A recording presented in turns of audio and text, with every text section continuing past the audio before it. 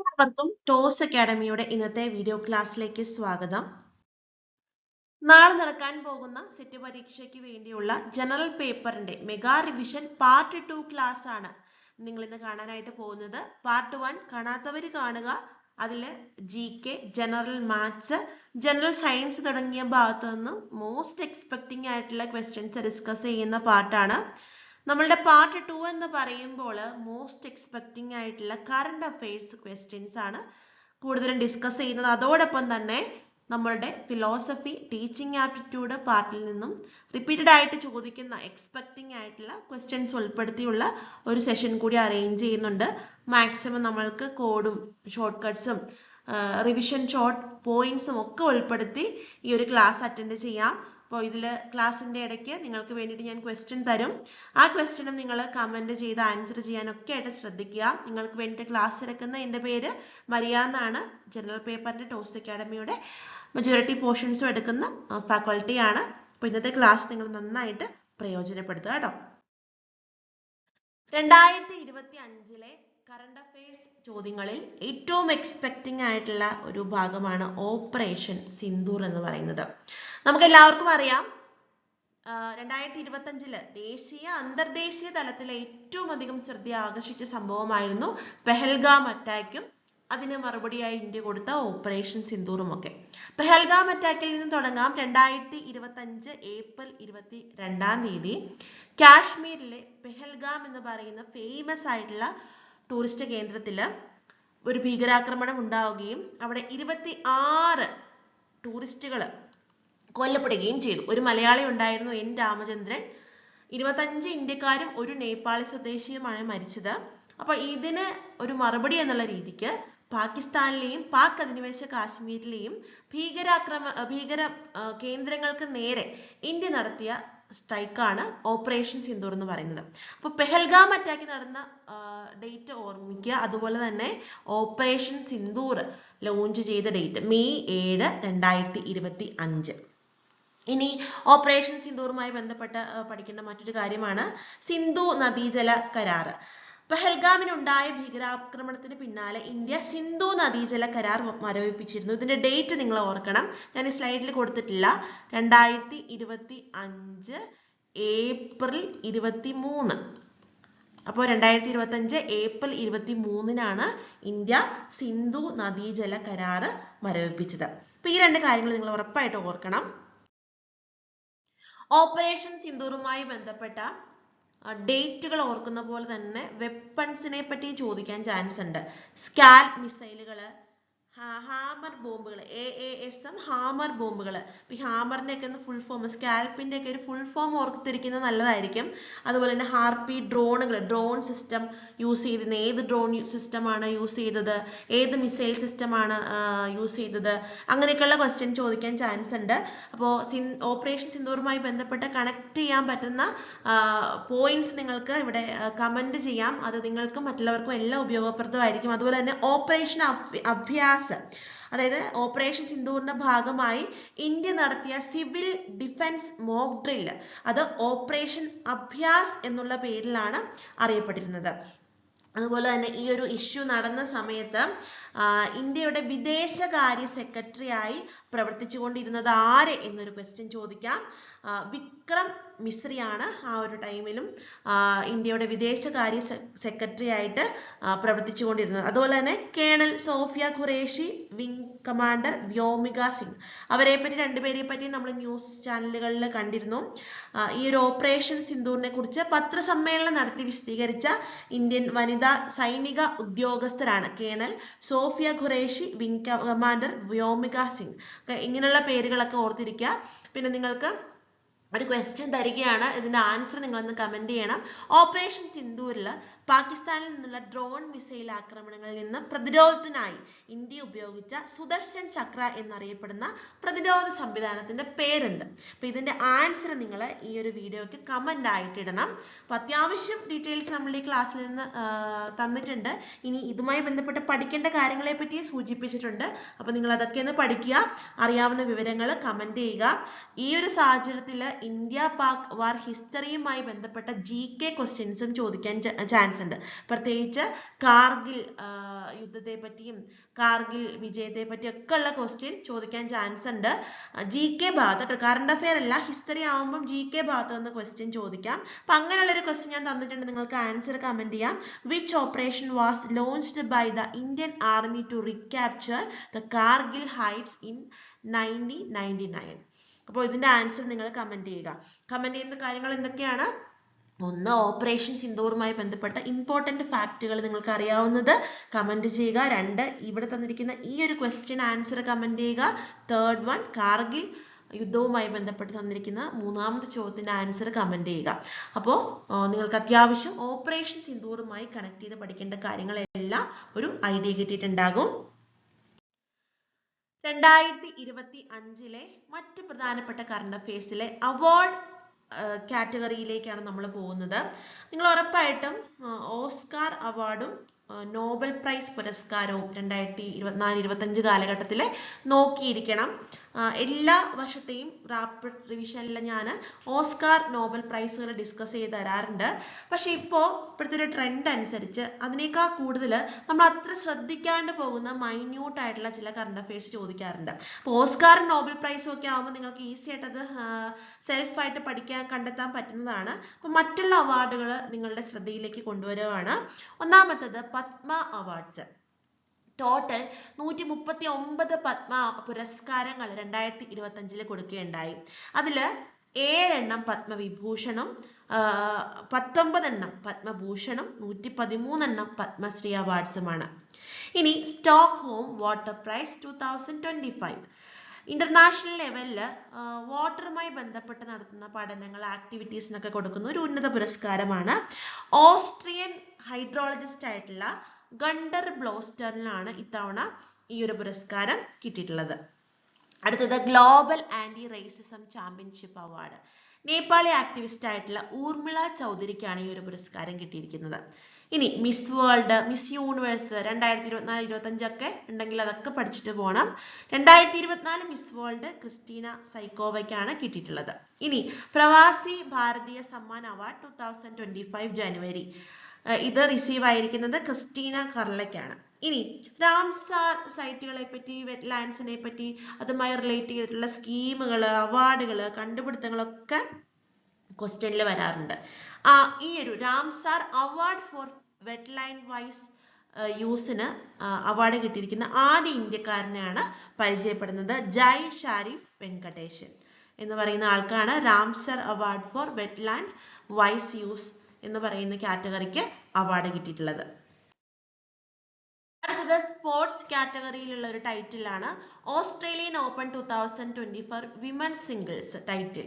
ഇത് വിൻ ചെയ്തിരിക്കുന്നത് Madison Keys ആണ്. ഓസ്ട്രേലിയൻ ഓപ്പൺ 2025 മെൻസ് സിംഗിൾസും ഒക്കെ നോക്കണം. അപ്പൊ ഞാനിവിടെ എടുത്ത് പറഞ്ഞിട്ടുള്ളത് വിമൻസ് സിംഗിൾസ് മാത്രമാണ്. ഇനി അടുത്തത് golden globe award 2025 best actress award കിട്ടിയിരിക്കുന്നത് ഫെർണാഡ ടോറസിനാണ്. അപ്പൊ ഗോൾഡൻ ഗ്ലോബ് പുരസ്കാരം നിങ്ങൾ ഉറപ്പായിട്ടും നോക്കിയിരിക്കണം. 2025 ഗോൾഡൻ ഗ്ലോബ് പുരസ്കാരത്തെ പറ്റി ഡീറ്റെയിൽഡ് ആയിട്ടൊരു സ്റ്റഡി നടത്തിയിട്ട് വേണം എക്സാമിന് പോവാനായിട്ട്. അടുത്തത് ICC women's T20 cricketer of the year Amelia Kerr ആണ് ICC women's T20 cricketer of the year പുരസ്കാരത്തിന് അർഹയായിട്ടുള്ളത്. അടുത്തത് ഒരു ഇമ്പോർട്ടന്റ് കാറ്റഗറിയാണ് മിസ് വേൾഡ് 2025 ടൈറ്റിൽ. അപ്പൊ ഈ ഒരു ടൈറ്റില് മിസ് വേൾഡ് 2024 ടൈറ്റില് ടി ഷഗോഗിനാണ് കിട്ടിയിരിക്കുന്നത്. ശ്രദ്ധിക്കുക, ഇത് ക്വസ്റ്റ്യനിൽ വരാൻ ചാൻസ് ഉണ്ട്. കാരണം first black women to win this title ആണ്, അതായത് ആദ്യ കറുത്ത വർഗ്ഗക്കാരിയാണ് മിസ് വേൾഡ് 2025 എന്ന് പറഞ്ഞ ടൈറ്റിൽ വിൻ ചെയ്യുന്നത് ടി ഷഗോഗ് ആണ്. ഇത് ഉറപ്പായിട്ടും പഠിച്ചിരിക്കുക. ഇനി ഏബൽ പ്രൈസ് 2025 മസാക്കി കഷിവരയ്ക്കാണ് ഈ ഒരു പ്രൈസ് കിട്ടിയിരിക്കുന്നത്. ഇനി അടുത്തത് രണ്ടും സ്പോർട്സ് അവാർഡ്സ് ആണ്. Hockey India awards 2025 goal keeper of the award woman എന്ന് പറയുന്ന കാറ്റഗറി സവിത പുനിയയ്ക്കാണ് ഈ ഒരു അവാർഡ് കിട്ടിയിട്ടുള്ളത്. ഇനി ഖേൽ രത്ന അവാർഡ്സ് 2025 4 ഖേൽ രത്ന അവാർഡ്സ് ഇത്തവണ കിട്ടിയിട്ടുണ്ട്. അത് ആർക്കൊക്കെയാണ് ഈ ഒരു ഖേൽ രത്ന അവാർഡ് കിട്ടിയത് എന്നുള്ള കാര്യം നിങ്ങൾ ഒന്ന് കമന്റ് ചെയ്ത് പഠിക്കണം. അപ്പോൾ ഇത് നിങ്ങൾക്കൊരു ടാസ്ക് ആണ്, മസ്റ്റ് ആയിട്ടും കമന്റ് ചെയ്യണം. ഇപ്പൊ ഇത്തവണ 4 പേർക്ക് കിട്ടിയിട്ടുണ്ട്. അത് ആർക്കൊക്കെയാണെന്നുള്ളത് നിങ്ങൾ ഈ ഒരു വീഡിയോയ്ക്ക് താഴെ കമന്റ് ആയിട്ട് ടൈപ്പ് ചെയ്യാം. അടുത്ത സെഷനിലേക്ക് പോകുന്നതിന് മുമ്പായിട്ട് ഇത്തവണത്തെ എക്സാം പ്രിപ്പയർ ചെയ്യുന്നവര് സെറ്റ് പാസ്സായെങ്കിൽ നിങ്ങൾക്ക് ടോസ് അക്കാഡമിയിലേക്ക് HSST കോച്ചിങ്ങിന് ജോയിൻ ചെയ്യാം. നെക്സ്റ്റ് ഇയർ നോട്ടിഫിക്കേഷൻ എക്സ്പെക്ട് ചെയ്യാവുന്ന HSSTക്ക് വേണ്ടിയുള്ള ലോങ് ടൈം ബാച്ച് ആണ്. ഇനി HSST വരും, സെറ്റ് ഇല്ലാന്ന് ഓർത്ത് വിഷമിക്കേണ്ട. അടുത്തൊരു ചാൻസ് ഇവിടെ ഉറപ്പായിട്ടും സെറ്റിന് കിട്ടും. അപ്പോൾ സെറ്റ് കോച്ചിങ്ങിന് ജോയിൻ ചെയ്യേണ്ടവർക്ക് ടോസ് അക്കാഡമിയിൽ സെറ്റിന്റെ കോച്ചിങ് ഉണ്ട്. ടോസ് അക്കാഡമിയുടെ കോച്ചിങ്ങിന്റെ റിവ്യൂസിനെ പറ്റി ഞാൻ ഡീറ്റെയിൽ ആയിട്ട് പറയുന്നില്ല, കാരണം നിങ്ങൾക്ക് എല്ലാവർക്കും അറിയാം. റാങ്ക് ഹോൾഡേഴ്സും സെറ്റ് കേഡറ്റ് വിന്നേഴ്സും എല്ലാം ഉൾപ്പെടുന്ന ഒരു കൂട്ടായ്മയാണ് ടോസ് അക്കാഡമി എന്ന് പറയുന്നത്. എല്ലാ സബ്ജക്റ്റുകൾക്കും കോച്ചിങ് അവൈലബിൾ ആണ്. നിങ്ങൾക്ക് കോൺടാക്ട് ചെയ്യാം. നമുക്കിനി അടുത്ത സെഷനിലേക്ക് പോകാം, സമയം കളയണ്ട. അടുത്തത് 67ാമത് ഗ്രാമി പുരസ്കാരം ഇന്ത്യൻ അമേരിക്കൻ സിംഗറും സംരംഭകയുമായിട്ടുള്ള ചന്ദ്രിക ടാൻഡോണിനാണ് ഈ ഒരു പുരസ്കാരം കിട്ടിയിട്ടുള്ളത്. ത്രിവേണി എന്ന് പറയുന്ന അവരുടെ ആൽബത്തിനാണ് ഈ ഒരു പുരസ്കാരം തേടിയെത്തിയിട്ടുള്ളത്. അടുത്തത് അക്കാഡമി അവാർഡ്സ് 2024, അതായത് ഓസ്കാർ പുരസ്കാരമാണ്. അപ്പോൾ 2025 ഓസ്കാർ പുരസ്കാരം, 2024 നോബൽ പുരസ്കാരം ഒക്കെ നിങ്ങൾ മസ്റ്റ് ആയിട്ട് ഓർക്കണം. 97ാമത് അക്കാഡമി അവാർഡാണ് ഇത്തവണ നൽകപ്പെട്ടുള്ളത്. ശ്രദ്ധിക്കുക, അക്കാഡമി അവാർഡ് തന്നെയാണ് ഓസ്കാർ പുരസ്കാരം എന്നുള്ള പേരിൽ അറിയപ്പെടുന്നത്. മാർച്ച് 2025 ഈ ഒരു പുരസ്കാരം നൽകിയിട്ടുള്ളത്. അപ്പൊ ഞാൻ ഫസ്റ്റിലെ ഇത് ടൈറ്റിൽ വിന്നേഴ്സിന്റെ പേരെന്ന് പറഞ്ഞു പോവാം, ദെൻ ഞാനൊരു കോഡിലേക്ക് എത്താം. ഏറ്റവും മികച്ച ചിത്രം എനോറയാണ്. ഏറ്റവും മികച്ച ഡയറക്ടർ സീൻ ബേക്കർ ആണ്. മികച്ച ആക്ട്രസ് മെയ്ക്കി മെഡിസൺ ആണ് എനോറയിലെ ആക്ടിങ്ങിന്. ബ്രൂട്ടലിസ്റ്റ് എന്ന് പറയുന്ന സിനിമയിലെ ആക്ടിങ്ങിന് ആൻഡ്രിയം ബ്രോഡിക്കാണ് ബെസ്റ്റ് ആക്ടർ ആയിട്ടുള്ള സെലക്ഷൻ കിട്ടിയിട്ടുള്ളത്. ഇനി നിങ്ങൾ ഈ ഇംഗ്ലീഷ് സെന്റൻസ് ഒന്ന് ഓർത്ത് വെക്കുക. Anora baked Mikey's Oscar while Brody was brutal. എന്താണ്? എനോറ ബേക്ക് ചെയ്തു Mikey's Oscar while Brody was brutal. Enora baked Mikey's Oscar while Brody was brutal. ഈ ഒരൊറ്റ സെന്റൻസ് നിങ്ങൾ ബൈ ഹാർട്ട് ചെയ്ത് വെക്കുക. എനോറ മികച്ച ഫിലിം, ബേക്ക്ഡ് എന്നുള്ളതിൽ നിന്നും സീൻ ബേക്കർ, എനോറ ബേക്ക്ഡ് എന്നുള്ള ഇതിൽ നിന്നും നമുക്ക് ഡയറക്ടർ കിട്ടും. മൈക്കീസ് ഓസ്കാർ, അടുത്തത് ആക്ട്രസ് ആണ് Mikey Madison. While Brody was brutal, Brody എന്ന് പറയുന്ന ആക്ടർ, ദ ബ്രൂട്ടലിസ്റ്റ് എന്ന് പറയുന്ന ഫിലിമിലെ ആക്ടിങ്ങിനാണ് അദ്ദേഹത്തിന് കിട്ടിയത്. അപ്പൊ ഈ ഒറ്റ കോഡിലൂടെ നിങ്ങൾക്ക് ഓസ്കാർ അവാർഡ് കംപ്ലീറ്റ് ആയിട്ട് കണക്ട് ആകും. ശരിക്കും ഇതുപോലെ ഓരോ അവാർഡിനും കോഡുണ്ട്, പക്ഷെ എല്ലാവരും ഓർത്തിരിക്കാൻ പറ്റില്ല. അപ്പൊ നിങ്ങൾ ഇത്രയും കാറ്റഗറി ഉള്ളത് കൊണ്ട് തന്നെ Oscar award Anora baked Mikey's Oscar while Brody was brutal എന്ന് പറയുന്ന ആ ഒരു കോഡിലൂടെ ഓർത്തിരിക്കുക. അടുത്തത് 59ാമത് ജ്ഞാനപീഠ അവാർഡ്. ഇത് വിനോദ് കുമാർ ശുക്ലയ്ക്കാണ് കിട്ടിയിട്ടുള്ളത്. അടുത്തത് FIFA best women's footballer of the year award 2024, Vinicius junior ആണ് ഈ ഒരു പുരസ്കാരം കിട്ടിയിട്ടുള്ളത്. നിങ്ങൾ ഈ വീഡിയോയ്ക്ക് താഴെ കമന്റ് ചെയ്യേണ്ട 3 എക്സ്പെക്ടിങ് ക്വസ്റ്റ്യൻസ് ആണ്. ഒന്ന്, ഇന്ത്യൻ സ്പേസ് മിഷൻസ് ഒക്കെ റിലേറ്റ് ചെയ്ത ക്വസ്റ്റ്യൻസ് ചോദിക്കാം. ഇപ്പൊ ISRO അല്ലെങ്കിൽ മിസൈലുകള്, പുതിയ മിഷൻസ്, ചന്ദ്രയാൻ, ഗഗൻയാൻ, അങ്ങനെയുള്ള മിഷൻസ്, ഇന്ത്യൻ ആസ്ട്രോനട്സിനെ പറ്റിയൊക്കെ ചോദിക്കാം. അത്തരത്തിലൊരു എക്സ്പെക്ടിങ് ക്വസ്റ്റ്യൻ ആണ്. Who become the first Indian astronaut to travel to the international space station ISS in 2025? Option A group captain Prashant Nair, option B group captain Shubhanshu Shukla, option C wing commander Angad Pratap, option D group captain Ajit Krishnan. Comment ചെയ്യാം answer, question with ആൻസറോ അല്ലെങ്കിൽ first Indian astronaut to ISS എന്നുള്ള ടൈറ്റിലോ comment ചെയ്യാം. രണ്ടാമത്തത് AI related ആയിട്ടുള്ള questions ഉറപ്പായിട്ടും ഉണ്ടാകും. OpenAI announced the opening of its first office in India in 2025. Where will it be located? Bengaluru, Hyderabad, New Delhi, Mumbai. ഇതിന് ആൻസർ കമന്റ് ചെയ്യാം. OpenAI ഓഫീസ് എന്നുള്ള title നിങ്ങൾക്ക് കമന്റ് ചെയ്യാം. Third one, what is the name of India's first AI powered combat drone unveiled in 2025? Option A Tejas AI, option B Kalabhairav, option C Nagastra 2, option D Gagan Shakti. അപ്പൊ ഈ 3 ക്വസ്റ്റ്യന്റെ ആൻസറും ഉറപ്പായിട്ടും comment ചെയ്ത് പഠിക്കണം. എക്സാമിന് ചോദിച്ചിട്ട് പിന്നെ അയ്യോ മിസ് ആ ക്ലാസ്സിൽ പറഞ്ഞ ക്വസ്റ്റ്യൻ അതിന്റെ ആൻസർ എന്തായിരുന്നു എന്ന് നിങ്ങൾ എക്സാം ഹാളിൽ ഓർത്തിട്ട് ഒരു കാര്യമില്ല. ആൻസർ കമന്റ് ചെയ്ത് പഠിക്കുക കേട്ടോ. PSCയുടെ അതുപോലെ തന്നെ എലിജിബിലിറ്റി ടെസ്റ്റുകളുടെ ഒക്കെ കറണ്ട് അഫയേഴ്സ് പാർട്ടിൽ പുതിയ അപ്പോയിന്റ്മെന്റുകളെ പറ്റിയുള്ള ക്വസ്റ്റ്യൻസ് ഒക്കെ ഉറപ്പായിട്ടും പ്രതീക്ഷിക്കാം. 25-24 നടന്ന സിഗ്നിഫിക്കന്റ് അപ്പോയിന്റ്മെന്റ്സിന്റെ ഹൈലൈറ്റഡ് പോയിന്റ്സ് ആണ് ഞാൻ ഇവിടെ കൊടുക്കുന്നത്. First one, Justice B.R. Gavai was appointed as the 52nd Chief Justice of India on May 14, 2025. ഇന്ത്യയുടെ 52ാമത് ചീഫ് ജസ്റ്റിസ് ആരായിരുന്നു എന്ന ചോദ്യത്തിന് ഉത്തരമാണ് ജസ്റ്റിസ് B.R. Gavai. അടുത്തത് ഫെബ്രുവരി 2025 പ്രകാരമുള്ള SCBIയുടെ chairman Tuhin Kanta പാണ്ഡെയാണ് right answer ആയിട്ട് വരുന്നത്. അടുത്തത് 26th ചീഫ് ഇലക്ഷൻ കമ്മീഷണർ 2025 ഫെബ്രുവരിയിൽ തിരഞ്ഞെടുക്കപ്പെട്ടുള്ളത് ഗണേഷ് കുമാർ ആണ്. അടുത്തത് current foreign secretary of India Vikram Misri. ഞാൻ പറഞ്ഞിരുന്നു ഓപ്പറേഷൻ സിന്ദൂർ നടന്ന സമയത്തുള്ള foreign secretary of India Vikram Misri ആണെന്നുള്ള കാര്യം നോട്ട് ചെയ്ത് പഠിക്കുക. അടുത്തത് first women pilot of the Jaguar fighter jet squadron of the Indian Air Force in March 2025 Tanushka Singh ആണ്. നെക്സ്റ്റ് വൺ ഫെഡറൽ ബാങ്കിന്റെ 2025 ഫസ്റ്റ് ബ്രാൻഡ് അംബാസഡർ ആയിട്ട് തിരഞ്ഞെടുക്കപ്പെട്ടുള്ളത് നടിയായിട്ടുള്ള വിദ്യാ ബാലനാണ്. ഗവർണർ ഓഫ് RBI സഞ്ജയ് മൽഹോത്രയാണ്. ഇനി new chief minister of Delhi Rekha ഗുപ്തയാണ്. Current chairman of ISRO V നാരായണനാണ്. അടുത്തത് വിവിധ ഇന്റർനാഷണൽ ഗ്ലോബൽ റാങ്കിങ്സിൽ ഇന്ത്യയുടെ പൊസിഷൻ ഒക്കെ എടുത്ത് ചോദിക്കാറുണ്ട്. അതിൽ ഹൈലൈറ്റഡ് ആയിട്ടുള്ള പൊസിഷൻസ് നോക്കാം. First one global hunger index 2025 ഇന്ത്യയുടെ റാങ്ക് 105ാമതാണ്. ഹെൻലി പാസ്പോർട്ട് ഇൻഡെക്സ് 2025 ഇന്ത്യയുടെ റാങ്ക് 85ആണ്. നെറ്റ്വർക്ക് റെഡിനെസ് ഇൻഡെക്സ് 2024 ഇന്ത്യയുടെ റാങ്ക് 49ആണ്. ഇനി ഇതിലും എക്സ്പെക്ടിംഗ് ആയിട്ടുള്ള കാര്യങ്ങളാണ് ലാസ്റ്റ് കൊടുത്തിരിക്കുന്നത്. കാരണം ഗ്ലോബൽ ഫയർ പവർ ഇൻഡെക്സ് 2025 ഇന്ത്യയുടെ റാങ്ക് എന്ന് പറയുന്നത് 4ആണ്. ഇനി പവർ ഇൻഡെക്സ് ഏഷ്യ റാങ്കിങ്ങിൽ India become Asia's 3rd most powerful nation. അപ്പോൾ പവർ ഇൻഡെക്സ് ഏഷ്യയുടെ ഒരു കാൽക്കുലേഷനിൽ ഇന്ത്യക്ക് Asia's 3rd most powerful nation എന്ന് പറയുന്ന ടൈറ്റിലാണ് കിട്ടിയിരിക്കുന്നത്. അലുമിനിയം പ്രൊഡക്ഷനിൽ ഇന്ത്യ 2nd ലാർജസ്റ്റ് പ്രൊഡ്യൂസർ ആയിട്ട് തിരഞ്ഞെടുക്കപ്പെടുകയും ഉണ്ടായി. അപ്പൊ ഇങ്ങനെയുള്ള ഗ്ലോബൽ റാങ്കിങ്സ് അതിൽ ഇന്ത്യയുടെ പൊസിഷൻ ഒക്കെ ചോദിക്കാൻ ചാൻസ് ഉണ്ട്.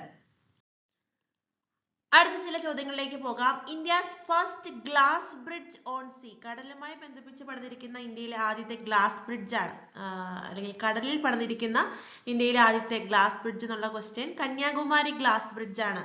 ആൻസർ തമിഴ്നാട്ടിലാണ്. ഇപ്പൊ ഗ്ലാസ് ബ്രിഡ്ജ് എന്ന് പറഞ്ഞപ്പോൾ നമ്മുടെ ഓപ്പറേഷൻ സിന്ദൂർ പോലെ രാജ്യത്തിന് ഒത്തിരി അഭിമാനം ഉയർത്തിയ മറ്റൊരു കാര്യമായിരുന്നു ചെനാബ് റെയിൽവേ ബ്രിഡ്ജ്. അതുമായി റിലേറ്റ് ചെയ്ത് ഉറപ്പായിട്ടും ക്വസ്റ്റ്യൻ കാണും. അപ്പൊ നിങ്ങൾ ആൻസർ കമന്റ് ചെയ്യുക. when was Chenab railway bridge inaugurated and who was the chief guest? Answer comment ചെയ്യുക. അതിന്റെ കൂടെ ചെനാബ് റെയിൽവേ ബ്രിഡ്ജിലൂടെ ഓടുന്ന ട്രെയിനിന്റെ പേരും ഈ ഒരു പാലത്തിന്റെ ഹൈറ്റും ഒക്കെ നിങ്ങൾക്ക് അറിയാവുന്ന കറണ്ട് അഫയേഴ്സ് പോയിന്റ്സ് ഒക്കെ ഒന്ന് കമന്റ് ചെയ്യുക. എല്ലാവർക്കും ഉപകാരപ്രദമായിരിക്കും. അടുത്തത് worlds most powerful hydrogen train engine ഇന്ത്യയാണ് ഡെവലപ്പ് ചെയ്തത്. then 2025 കബഡി വേൾഡ് കപ്പ് ഇന്ത്യയാണ് men's and women's categories win ചെയ്തത്. 38th നാഷണൽ ഗെയിംസ് 2025 ഉത്തരാഖണ്ഡിലാണ് നടക്കുന്നത്. ഇനി Ranji trophy 2025 വിദർഭയാണ് ജയിച്ചിരിക്കുന്നത്. 2025 kho world cup ഇന്ത്യയാണ് ജയിച്ചിരിക്കുന്നത്. അതിന്റെ ഫൈനൽ നടന്നത് നേപ്പാളുമായി ബന്ധപ്പെട്ടാണ്. ഈ ഒരു ഒക്കേഷൻ എന്ന് പറയുന്നത് ന്യൂഡൽഹി ആയിരുന്നു. അടുത്ത 2025 78ാമത് സന്തോഷ് ട്രോഫി വിൻ ചെയ്തിരിക്കുന്നത് വെസ്റ്റ് ബംഗാൾ ആണ്. അപ്പൊ ഇങ്ങനെയൊക്കെയുള്ള ചോദ്യങ്ങൾ ഉറപ്പായിട്ടും പഠിക്കണം.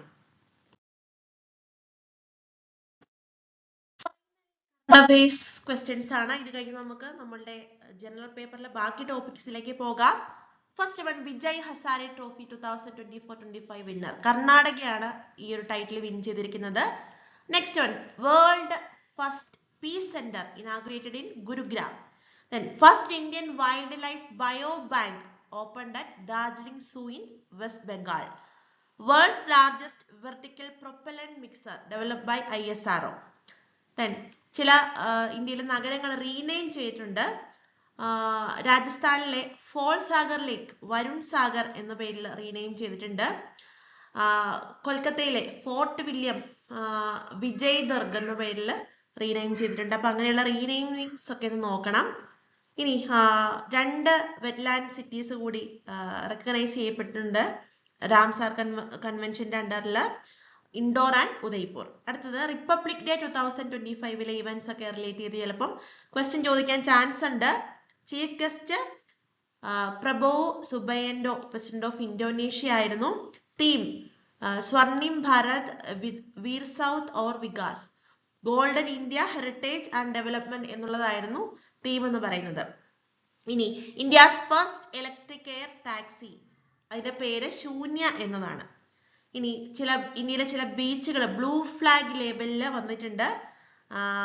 ടോട്ടൽ ഇന്ത്യയിൽ 13 ബ്ലൂ ഫ്ലാഗ് ബീച്ചുകളാണുള്ളത്. അപ്പോൾ ഇന്ത്യയിലെ കാപ്പാട്, ചൗവാൽ ബീച്ചസ് കൂടി ഈ ഒരു പട്ടികയിലേക്ക് കേരളത്തിൽ നിന്നും വന്നിട്ടുണ്ട്. അപ്പോൾ ഇതൊക്കെ വളരെ ഇമ്പോർട്ടന്റ് ആയിട്ട് പഠിക്കേണ്ട കറണ്ട് അഫയേഴ്സ് ആണ്. ആയിട്ട് പോകുന്നത് ഫിലോസഫി, സൈക്കോളജി, ടീച്ചിങ് ആപ്റ്റിറ്റ്യൂഡ് ഒക്കെ റിലേറ്റഡ് ആയിട്ടുള്ള മുൻ വർഷങ്ങളിൽ ഒരുപാട് ചോദിച്ചിട്ടുള്ളതും അടുത്ത പരീക്ഷയ്ക്ക് മോസ്റ്റ് എക്സ്പെക്ടിങ് ആയിട്ടുള്ളതുമായിട്ടുള്ള ഏതാനും ചില ഭാഗങ്ങളാണ്. അപ്പോൾ നമുക്കറിയാം, നമുക്ക് ഒരു ഫൈനൽ റാപ്പിഡ് ഡിവിഷനിലൂടെ ഹൈലൈറ്റ്സ് മാത്രമാണ് ഡിസ്കസ് ചെയ്ത് പോകാൻ പറ്റുന്നത്. ഡീറ്റെയിൽഡ് സ്റ്റഡി ആവശ്യമാണ്. ടോസ് അക്കാഡമിയിലെ പെയ്ഡ് കോച്ചിങ് ഒക്കെ എടുക്കുന്നവർക്ക് A to Z കാര്യങ്ങൾ നമ്മൾ ഡീറ്റെയിൽഡ് ആയിട്ട് തന്നെ എക്സ്പ്ലെയിൻ ചെയ്ത് തരുന്നുണ്ടായിരിക്കും. അപ്പോൾ ഫസ്റ്റ് ക്വസ്റ്റ്യൻ നോക്കാം. Find the correct sequence of Herbartian steps of lesson planning. അപ്പോൾ ഈ സീക്വൻസിലേക്ക് പോകുന്നതിന് മുമ്പായിട്ട് ഈ ഹെർബേഷ്യൻ സ്റ്റെപ്സ് ജർമ്മൻ ഫിലോസഫറും എഡ്യൂക്കേറ്ററുമായിട്ടുള്ള ജോവാൻ ഫ്രെഡറിച്ച് ഹെർബാർട്ട് ആണ് ഡെവലപ്പ് ചെയ്തത്. അപ്പോൾ ടീച്ചിങ് ലേണിംഗ് പ്രോസസ്സ് കൂടുതൽ ഫലപ്രദമാക്കുന്നതിനും ടീച്ചിങ് കൂടുതൽ സിസ്റ്റമാറ്റിക് ആവാനും ഒക്കെ വേണ്ടിയിട്ട് കൊണ്ടുവന്നിരിക്കുന്ന സ്റ്റെപ്സ് ആണ്. ഫാദർ ഓഫ് പെഡഗോഗിക്കൽ തിയറി എന്നുള്ള പേരിലാണ് ജോൺ ഫ്രെഡറിച്ച് ഹെർബാർട്ട് അറിയപ്പെടുന്നത്. അപ്പോൾ ഇത്രയൊക്കെ മുഖവുരമായിട്ട് പഠിച്ചുകൊണ്ട് നമ്മൾക്ക് ഹെർബേഷ്യൻ സ്റ്റെപ്സ് ഓഫ് ലെസൺ പ്ലാനിങ്ങിലേക്ക് പോകാം. 5 ഫോർമൽ സ്റ്റെപ്സ് ഉണ്ട് ലെസൺ പ്ലാനിങ്ങിൽ. First one preparation, second one presentation, third one comparison അല്ലെങ്കിൽ association, fourth one generalisation, fifth one application and sixth one recapitulation. അപ്പം ഇങ്ങനെ 5 ഫോർമൽ സ്റ്റെപ്സ് ഉണ്ട് നമ്മുടെ ലെസൺ പ്ലാനിങ്ങിന്. ഇതൊരു ഷോർട്ട് കട്ടിൽ നമുക്ക് ഓർത്തിരിക്കാം. Pretty people can grow amazing roses. Pretty people can grow amazing roses. P for preparation, next P for presentation, preparation, presentation. C for comparison, G for generalization, A for application, R for റീക്യാപിറ്റുലൈസേഷൻ. ഓരോ സ്റ്റെപ്പിന്റെയും importance ഒന്നും ഞാൻ ഇവിടെ പറയുന്നില്ല. അപ്പോൾ pretty people can grow amazing റോസസിലൂടെ ആ steps നിങ്ങൾ ഓർത്തിരിക്കുക. Preparation, presentation, comparison, generalisation, application and recapitulation. അപ്പോൾ റീക്യാപിറ്റുലേഷൻ. അപ്പോൾ ഓപ്ഷൻ എ ആണ് ഇതിന്റെ റൈറ്റ് ആൻസർ ആയിട്ട് വരുന്നത്. ഹെർബേഷ്യൻ സ്റ്റെപ്പ് ആര് കൊണ്ടുവന്നു? ആരാണ് ഫാദർ ഓഫ് പെഡഗോഗിക്കൽ തിയറി? എന്താണ് ലെസൺ പ്ലാനിങ്ങിന്റെ ഹെർബേഷ്യൻ സ്റ്റെപ്സ്? ഇത്രയും മനസ്സിലാക്കുക. അടുത്ത ക്വസ്റ്റ്യൻ ഓഡിയോ വിഷ്വൽ എയ്ഡ്സ് എന്ന് പറയുന്ന ഒരു ഭാഗത്ത് നിന്നുള്ള റിപ്പീറ്റഡ് ആയിട്ട് ചോദിച്ചു കണ്ടിരിക്കുന്ന ഒരു ക്വസ്റ്റ്യൻ ആണ്. Identify the right hierarchy of Edgar Dale's cone of experience. Edgar Dale instructional എയ്ഡ്സിനെ ഒരു പിരമിഡിന്റെ ഷേപ്പിൽ അവതരിപ്പിക്കുകയാണ് ഉണ്ടായത്. അപ്പൊ ഈ പിരമിഡിന്റെ ഏറ്റവും മുകളിലത്തെ ഭാഗത്ത് ഏറ്റവും അബ്സ്ട്രാക്റ്റ് ആയിട്ടുള്ള ഇൻസ്ട്രക്ഷണൽ എയ്ഡ്സിനെ പറ്റി മെൻഷൻ ചെയ്യുകയും താഴത്തോട്ട് വരും തോറും ആ ഡിഗ്രി ഓഫ് അബ്സ്ട്രാക്ഷൻ കുറഞ്ഞു വന്ന് മോർ കോൺക്രീറ്റ് ആയിട്ടുള്ള എക്സ്പീരിയൻസുകൾ പ്രസന്റ് ചെയ്യുകയും ചെയ്യുന്നു. അപ്പോൾ ഏറ്റവും ബോട്ടം പോർഷനിലാണ് ഏറ്റവും കോൺക്രീറ്റ് ഡയറക്റ്റ് എക്സ്പീരിയൻസുകൾ കിട്ടുന്നത്. മുകളിലോട്ട് പോകും തോറും അബ്സ്ട്രാക്ട്നെസ് കൂടി വരുന്നു. അപ്പോൾ ആ രീതിക്കാണ് അവതരിപ്പിച്ചിരിക്കുന്നത്. അപ്പോൾ ഇവിടെ തന്നിരിക്കുന്ന ഓർഡറിൽ നിങ്ങൾ ഓപ്ഷൻസ് വായിച്ചു നോക്കുമ്പോൾ ആ ഓർഡർ റൈറ്റ് ഹൈറാർക്കിയിൽ അറേഞ്ച് ചെയ്യാനാണ് ചോദിച്ചിരിക്കുന്നത്. അപ്പോൾ നിങ്ങൾക്കൊരു ഡൗട്ട് ഉണ്ടാവും, മുകളിൽ നിന്ന് താഴത്തോട്ട് അറേഞ്ച് ചെയ്യണോ താഴത്തു നിന്ന് മുകളിലോട്ട് അറേഞ്ച് ചെയ്യണോ എന്നുള്ള രീതിക്ക്. പക്ഷെ നിങ്ങൾ ഈ ഓപ്ഷൻ നോക്കിയാൽ നിങ്ങൾക്ക് മനസ്സിലാവും ഇവിടെ സ്റ്റാർട്ട് ചെയ്യുന്നത് തന്നെ മോർ കോൺക്രീറ്റ് ആയിട്ടുള്ള കാര്യങ്ങളിൽ നിന്നാണ്.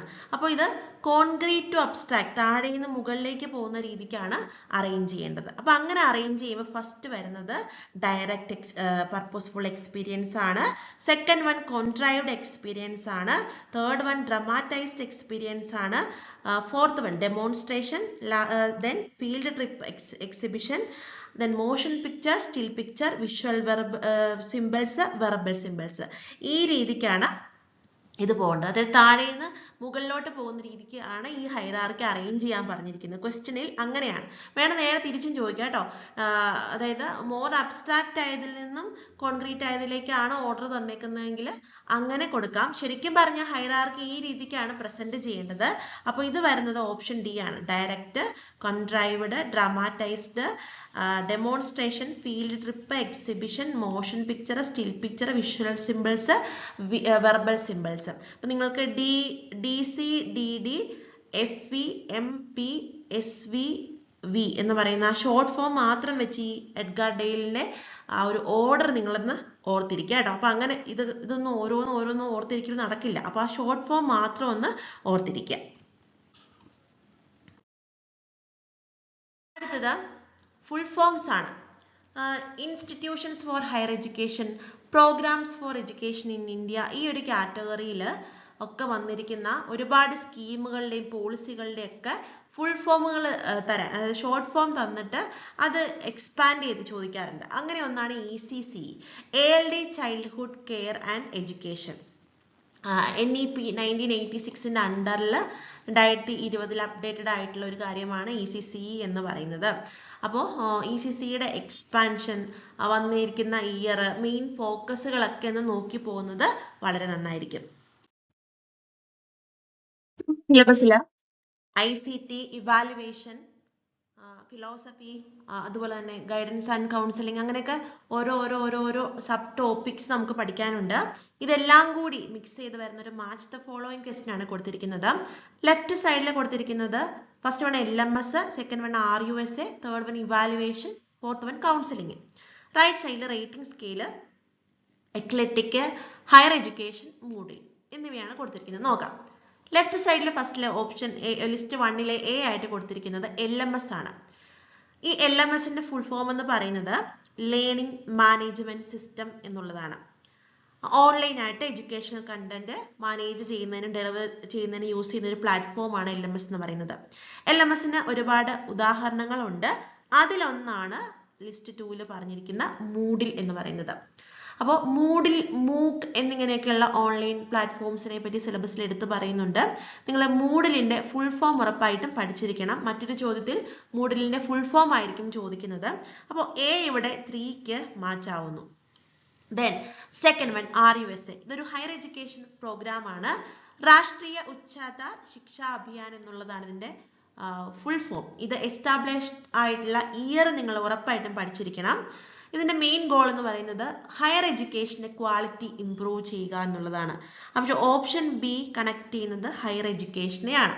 ദെൻ ഇവാലുവേഷൻ, അപ്പോൾ മിച്ചമുള്ള 2 ടോപ്പിക്കുകൾ റേറ്റിംഗ് സ്കെയിലും എക്ലറ്റിക്കുമാണ്. അപ്പോൾ നിങ്ങൾക്ക് അത്യാവശ്യം B.Ed കഴിഞ്ഞിട്ടുള്ളവർക്കാണെങ്കിൽ അറിയാം, റേറ്റിംഗ് സ്കെയിൽ എന്ന് പറയുന്നത് ഒരു ഇവാലുവേഷൻ ടൂളാണ്. അപ്പോൾ C1 ആണ് മാച്ച് ആയിരിക്കുന്നത്. ഇനി ഓപ്ഷൻ D കൗൺസിലിംഗ്, സ്വാഭാവികമായിട്ടും എക്ലറ്റിക് ആണ്. നമുക്കറിയാം കൗൺസിലിംഗ്, ഗൈഡൻസ് ആൻഡ് കൗൺസിലിംഗ് എന്ന് പറഞ്ഞ ടോപ്പിക് ഉണ്ട്. കൗൺസിലിംഗ് ടെക്നിക്ക് 3 തരത്തിലുണ്ട്: directive counselling, non directive counselling, eclectic counselling. Okay, ഇതിന്റെ ഡീറ്റെയിൽഡ് കാര്യങ്ങളിലേക്ക് ഞാൻ പോകുന്നില്ല. അപ്പോൾ കൗൺസിലിംഗിന്റെ ഒരു എക്സാമ്പിൾ ആണ് എക്ലറ്റിക് കൗൺസിലിംഗ് എന്ന് പറയുന്നത്. അപ്പോൾ ഇതിന് മാച്ച് ആവുന്നത് എന്ന് പറയുന്നത് A4, B3, C1, D2 എന്നതാണ് അതിന് റൈറ്റ് ആയിട്ട് ആൻസർ മാച്ച് ചെയ്യുന്നത്. അപ്പൊ ഇങ്ങനെ മൾട്ടിപ്പിൾ ആയിട്ടുള്ള കാര്യങ്ങൾ കണക്ട് ചെയ്തുള്ള മാച്ച് ദ ഫോളോയിങ് ക്വസ്റ്റ്യൻ ഒക്കെ ചോദിക്കാൻ ചാൻസ് ഉണ്ട്. അടുത്ത ചോദ്യം എന്ന് പറയുന്നത് റിസർച്ചിൽ നിന്നുമുള്ളതാണ്. റിസർച്ച് ടൈപ്സ് ഓഫ് റിസർച്ച് ഓരോന്നും ഡെഫിനിഷൻ പോലെ എടുത്ത് ചോദിച്ചും ഒക്കെ ക്വസ്റ്റ്യൻ കാണാറുണ്ട്. ഇവിടെ തന്നിരിക്കുന്ന question, which of the following is a form of research typically conducted by practitioners to help them solve local problems എന്നുള്ളതാണ്. തന്നിരിക്കുന്നത് historical research, basic research, action research, experimental research എന്നിവയാണ്. ഇതൊക്കെ ടൈപ്സ് ഓഫ് റിസർച്ച് ആണ്. നമുക്കിവിടെ കണ്ടുപിടിക്കേണ്ടത് local problems അല്ലെങ്കിൽ specific problems ഒക്കെ solve ചെയ്യാൻ ഉപയോഗിക്കുന്ന റിസർച്ച് ടൈപ്പ് ഏതാണെന്നുള്ളതാണ്. ഓപ്ഷൻസിൽ തന്നിരിക്കുന്ന ഹിസ്റ്റോറിക്കൽ റിസർച്ച് എന്ന് പറയുന്നത് ഏതൊരു ഫിനോമിനന്റെയും പാസ്റ്റ് ഈവൻസും ട്രെൻഡ്സും മനസ്സിലാക്കുന്നതിന് വേണ്ടിയിട്ട് സ്റ്റഡി നടത്തുന്നതാണ്. ഓപ്ഷൻ ബിയിൽ തന്നിരിക്കുന്ന ബേസിക് റിസർച്ച് ആയിക്കോട്ടെ, ഏതൊരു ഫിനോമിനന്റെയും ബേസിക് ഫണ്ടമെന്റൽ ലോസ്, പ്രിൻസിപ്പിൾസ് ഒക്കെ മനസ്സിലാക്കി തിയറി ഫോം ചെയ്യുന്നതിന് യൂസ് ചെയ്യുന്നു.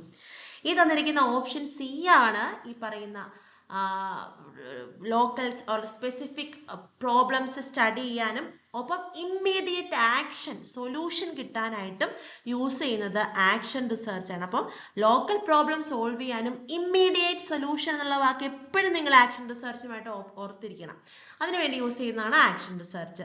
ഒരു സൈക്ലിക് സ്റ്റെപ്പ് ഉണ്ട് അതിന്, പ്ലാനിങ്, ആക്ഷൻ, റിഫ്ലക്ഷൻ എന്നിങ്ങനെ ഒരു സൈക്ലിക് സ്റ്റെപ്പും ഇതിനുണ്ട് ഈ ഒരു റിസർച്ചിന്റെ പ്രോസസ്സിങ്ങിന്.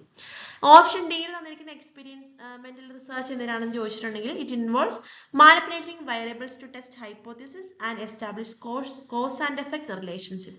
അതായത് ഏതൊരു കാര്യത്തിന്റെയും കോസ് എഫക്ട് റിലേഷൻഷിപ്പ് പഠിക്കാൻ വേണ്ടിയിട്ട് യൂസ് ചെയ്യുന്നതാണ് എക്സ്പീരിമെന്റൽ റിസർച്ച് എന്ന് പറയുന്നത്. അടുത്തത് താഴെ തന്നിരിക്കുന്ന ഒരു നാഷണൽ ഏജൻസീസിന്റെ പേരാണ് തന്നിരിക്കുന്നത്. അതില് ഈ പറയുന്ന സർട്ടൻ കാര്യം ഫോക്കസ് ചെയ്യുന്ന ഏജൻസി ഏതാണെന്നാണ്. Involving a human learning society through the advancement of knowledge. Which national agency put forward this vision? Option A ആണ് right answer, NIEPA. National institute of educational planning and administration എന്നുള്ളതാണ് right answer. അപ്പൊ NIEPA ഇതിന്റെയൊക്കെ full form, established year, focus areas ഒക്കെ ഉറപ്പായിട്ടും പഠിക്കണം. അപ്പോൾ ഓപ്ഷൻസിൽ other options നോക്കാം. ക്യാബ് എന്ന് പറയുന്നത് ഒരു അഡ്വൈസറി ബോഡിയാണ്, central advisory body of education ആണ്. എസ്റ്റാബ്ലിഷ്ഡ് ഇയർ പഠിക്കുക. Case centre for advancement of science education, ഇത് സയൻസ് എഡ്യൂക്കേഷന് വേണ്ടി വന്നിട്ടുള്ള ഒരു കാര്യമാണ്. എസ്റ്റാബ്ലിഷ്ഡ് ഇയർ പഠിക്കുക. RIE regional institute of education, teacher ട്രെയിനിങ്ങിന് വേണ്ടിയിട്ടാണ് മെയിനായിട്ടും. അതിന് എസ്റ്റാബ്ലിഷ്ഡ് ഇയർ നിങ്ങൾ ഉറപ്പായിട്ടും പഠിക്കണം. അപ്പോൾ evolving A human learning society through the advancement of knowledge എന്ന് പറയുന്ന ആശയം NIEPA ആണ്. അടുത്തത് വളരെ ഇമ്പോർട്ടന്റ് ആയിട്ടുള്ള ഒരു മാച്ച് ദ ഫോളോയിങ് ക്വസ്റ്റ്യൻ ആണ്. NEP നമ്മുടെ കമ്മീഷൻസ് ഓൺ എഡ്യൂക്കേഷൻസ് പഠിക്കുമ്പോൾ നിർബന്ധമായിട്ടും പഠിക്കേണ്ടതാണ് NEPകൾ 3 എണ്ണമാണുള്ളത്. 1968 ഒരെണ്ണമുണ്ട്, 1986 വന്നിട്ടുള്ളതുണ്ട്, പിന്നെ നമ്മളുടെ ഏറ്റവും ലേറ്റസ്റ്റ് ആയിട്ടുള്ള ന്യൂ എഡ്യൂക്കേഷൻ പോളിസി 2020.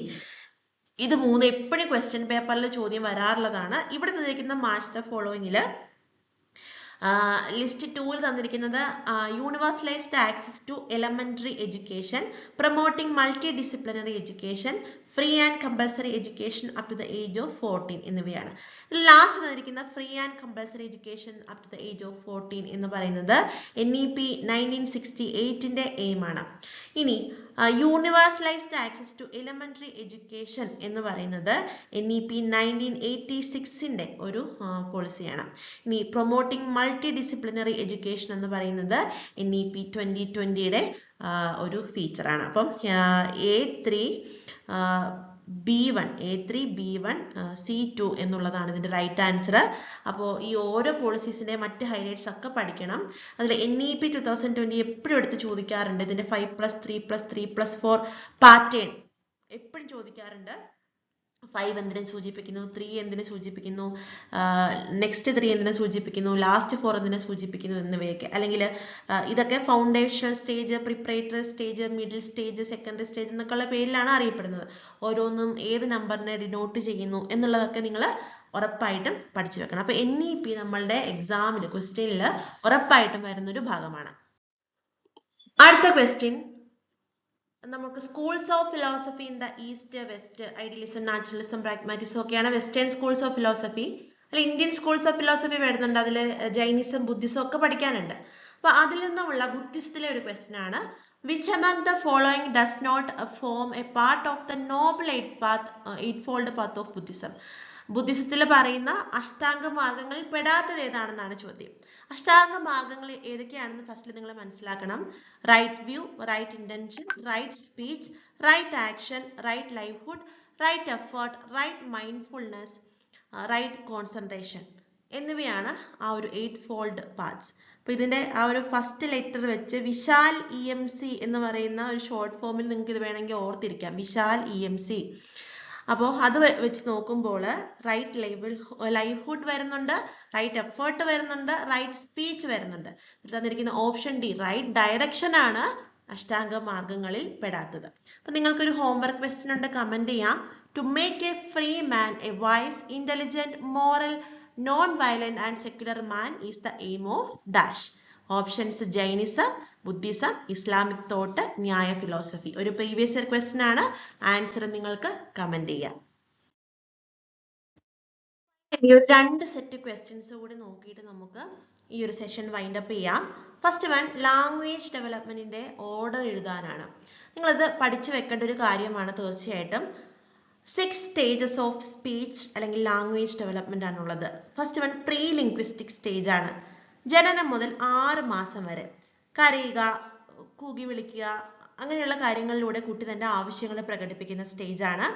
അടുത്തത് ബബ്ലിംഗ് സ്റ്റേജ്, ബബ്ബ ബബ്ബ എന്ന് വെച്ച് കുട്ടികൾ കമ്മ്യൂണിക്കേറ്റ് ചെയ്യുന്ന സ്റ്റേജ് 6 to 12 months.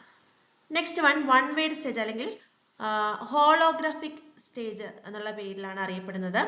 അത് 12 to 18 months. സിംഗിൾ വേർഡ്സ്, എല്ലാത്തിനും ഒരു സിംഗിൾ വേർഡ്സ് അവർ കമ്മ്യൂണിക്കേഷന് വേണ്ടി യൂസ് ചെയ്യുന്നു. നെക്സ്റ്റ് വൺ 2 വേർഡ് സ്റ്റേജ് ആണ്. 18 മാസം മുതൽ 24 മാസം വരെ 2 വാക്കുകളുടെ കോമ്പിനേഷനിലൂടെ സിമ്പിൾ സെന്റൻസുകൾ യൂസ് ചെയ്യുന്നു. നെക്സ്റ്റ് വൺ ടെലഗ്രാഫിക് സ്റ്റേജ് ആണ്.